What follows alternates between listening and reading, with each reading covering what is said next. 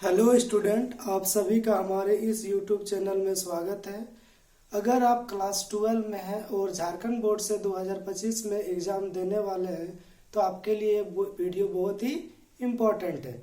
हम लोग जानते हैं कि जो फिजिक्स में 5 नंबर वाला जो क्वेश्चन होगा उसमें 4 क्वेश्चन लॉन्ग होगा, जिसमें से ये क्वेश्चन आने का जो पॉसिबिलिटी है वो 90% है। क्वेश्चन क्या है? तो क्वेश्चन रहेगा कि prove that μ2 by V minus μ1 by U equal to μ2 minus μ1 by are.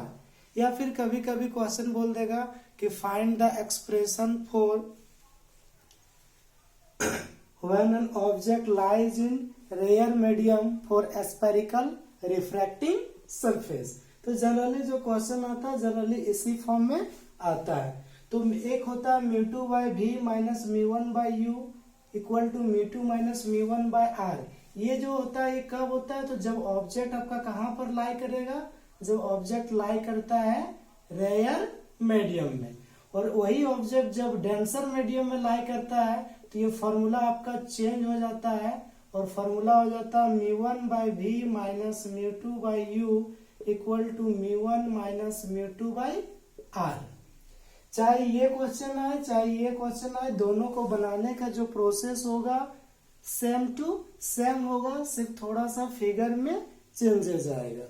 ठीक है, अब हम लोग इस क्वेश्चन को देखते हैं कि कैसे प्रूव कर सकते हैं कि μ2 by V minus μ1 by U equal to μ2 minus μ1 by are.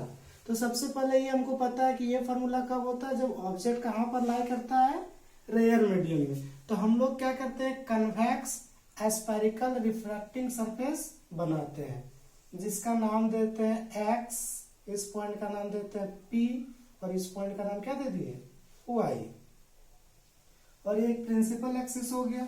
अगर ये कर्व इस तरह तो ऑटोमेटिकली हमको पता है कि इसका सेंटर क्या होगा? इधर ही होगा। अब क्या होता है, हम लोग यहाँ पर एक पॉइंट सा इसको ऑब्जेक्ट ले लेते हैं O। ठीक है, इस ऑब्जेक्ट से एक रे ऑफ लाइट जाएगी और जाके कहां पर टकराएगी? रिफ्रैक्टिंग सरफेस XPY पर।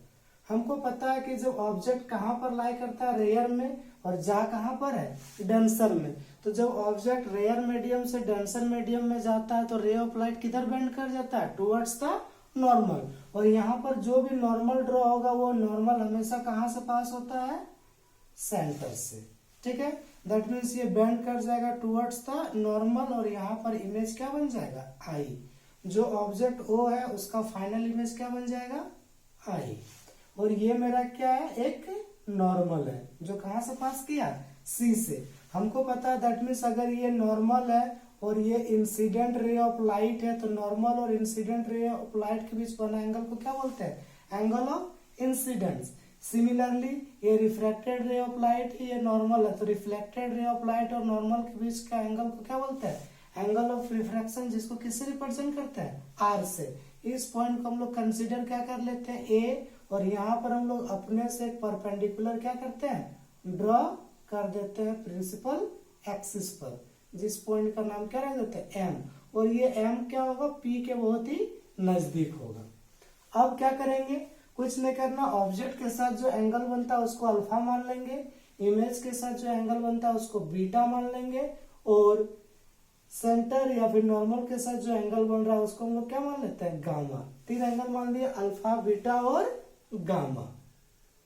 ठीक है, हम लोग फिगर के बारे में क्या लिख सकते हैं? तो फिगर के बारे में लिख सकते हैं consider XPY be a spherical refracting surface which separated two medium of refractive index μ1, और जो स्पेरिकल रिफ्रैक्टिव सरफेस है इसको क्या मान लेंगे? μ2। दैट मीन्स XPY दोनों को सेपरेट कर रहा है, किसको? μ1 और μ2 को। μ1 क्या? रेयर मीडियम का रिफ्रैक्टिव इंडेक्स, और μ2 क्या है? डेंसर मीडियम का रिफ्रैक्टिव इंडेक्स। दैट मीन्स ये जो XPY का है इसका बाहर वाला रिफ्रैक्टिव इंडेक्स को μ1 मान लिया और अंदर वाला को क्या मान लिए? μ2। ये बहुत ही इंपॉर्टेंट होता है आगे चलकर। क्यों? क्योंकि यही बता रहा है कि लाइट कहाँ जा रहा है? 1 से 2 में।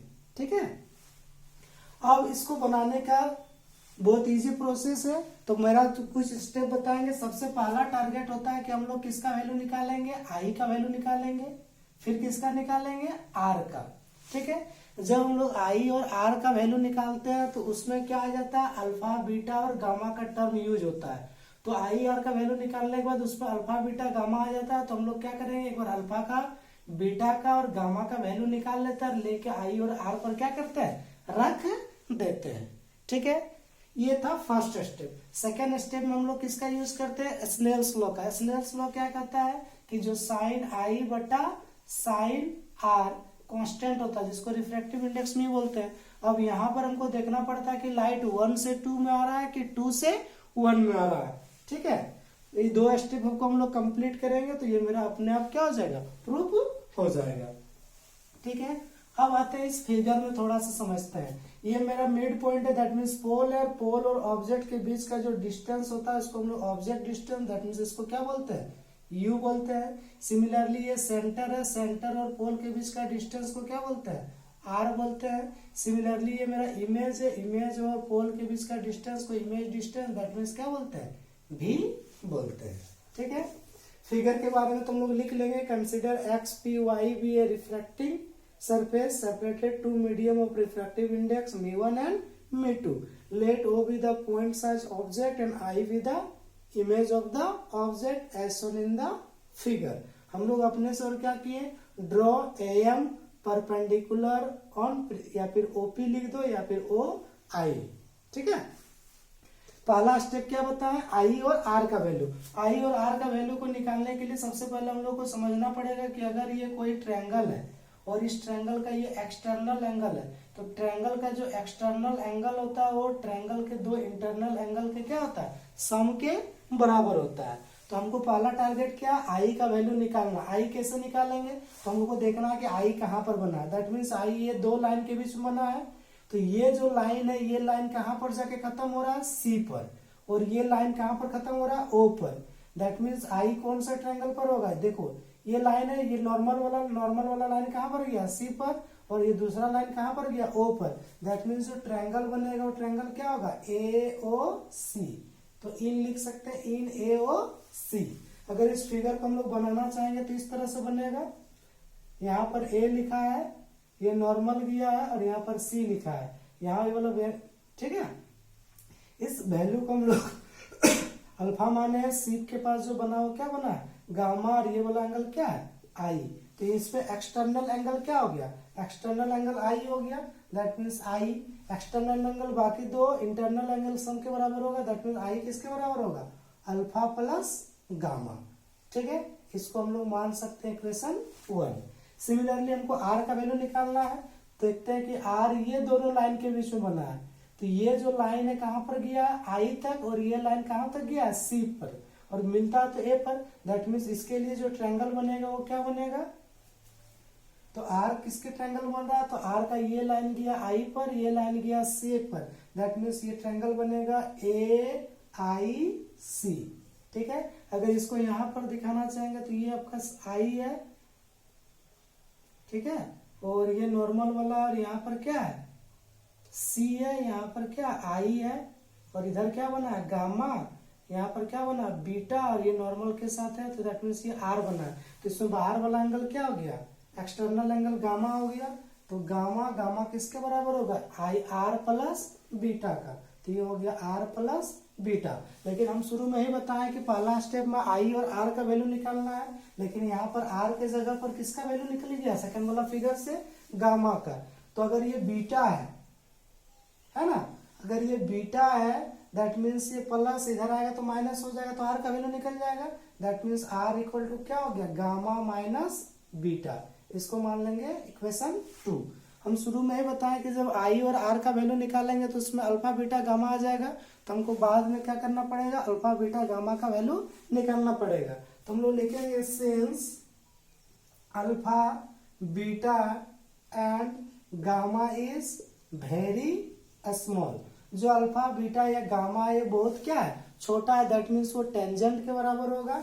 दैट मीन्स अल्फा को हम लोग क्या लिख सकते हैं, टेन अल्फा। सिमिलरली बीटा को क्या लिख सकते हैं, टेन बीटा, उसी तरह गामा को भी क्या लिख सकते हैं, tan गामा।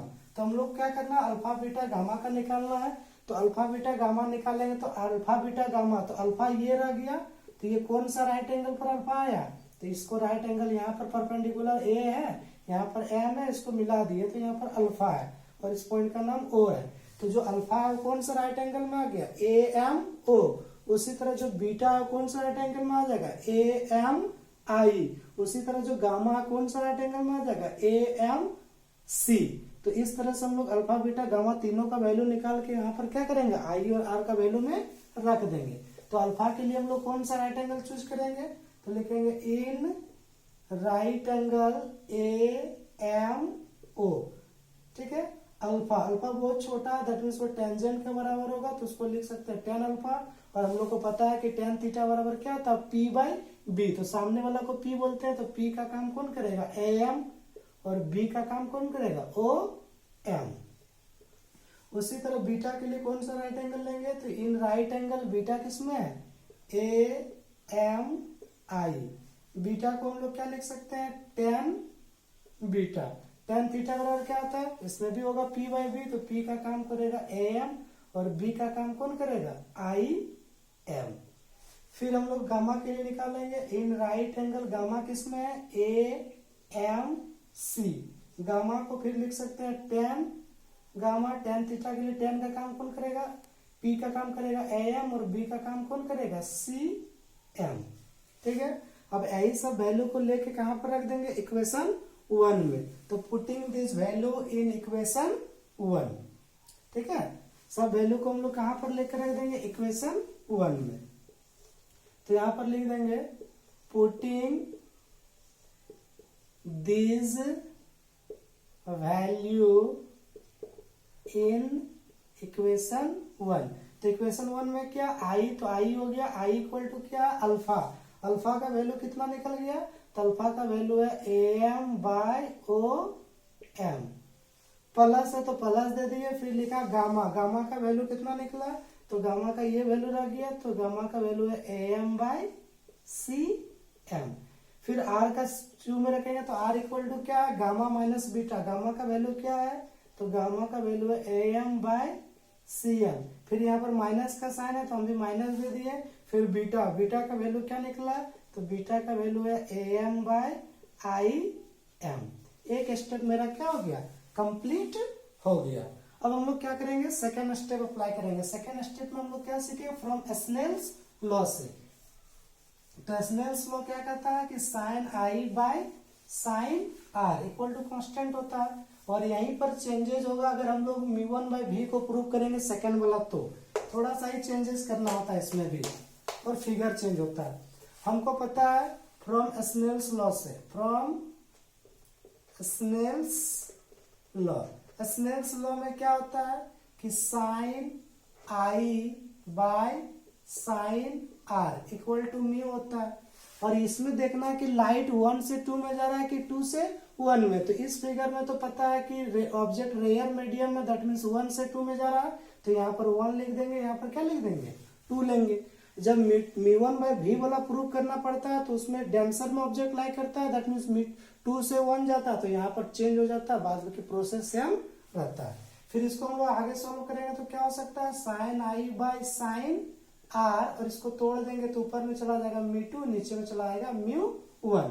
जिस तरह अल्फा बीटा गामा का वैल्यू बहुत छोटा था, उसी तरह आई और आर का भी वैल्यू क्या होगा, छोटा होगा। तो लिखेंगे since I and R is also very small. जब ये भी बहुत छोटा होगा तो इसमें भी साइन गायब होगा, दैट मीन्स हम साइन आई को सिर्फ क्या लिख सकते हैं, आई लिख सकते हैं, एंड साइन आर को सिर्फ क्या लिख सकते हैं, आर लिख सकते हैं। तो यहाँ पर पूरा साइन आई के जगह क्या हो जाएगा, आई, और साइन आर के जगह सिर्फ क्या होगा, आर, और यहाँ हो जाएगा म्यू2 बाई म्यू1। क्रॉस मल्टीप्लाई करेंगे तो हो जाएगा म्यू1 आई, और इधर हो जाएगा म्यू2 आर।